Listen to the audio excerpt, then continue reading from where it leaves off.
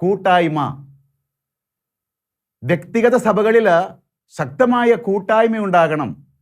എനിക്ക് തോന്നുന്നു നമ്മുടെ കൂട്ടായ്മ ഇല്ലാതാക്കുന്ന വലിയൊരു കാര്യം കുറ്റം പറച്ചിലാണ്. തിന്മ കാണുക, തിന്മ പറയുക. അതിന് പകരം നന്മ കാണുക, നന്മ പറയുക. തീർച്ചയായിട്ടും കൂട്ടായ്മ വളരും, സ്നേഹത്തിൽ നമുക്ക് വളരാൻ സാധിക്കും. അപ്പോൾ നമ്മൾ ഓരോ വ്യക്തിഗത സഭകളിലും കൂട്ടായ്മയിൽ, സ്നേഹത്തിൽ വളരണം.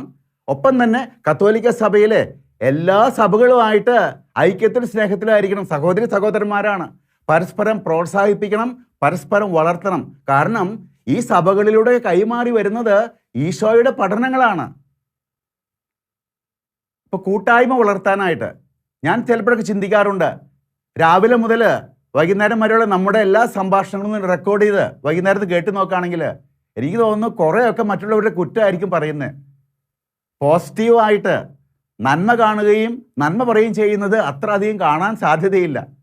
അപ്പോൾ അതുണ്ടെങ്കിലാണ് സ്നേഹത്തിലും കൂട്ടായ്മയിലും നമുക്ക് വളരാൻ സാധിക്കുകയുള്ളൂ. നന്മ കാണാനും നന്മ പറയാനും സാധിക്കുകയാണെങ്കിൽ.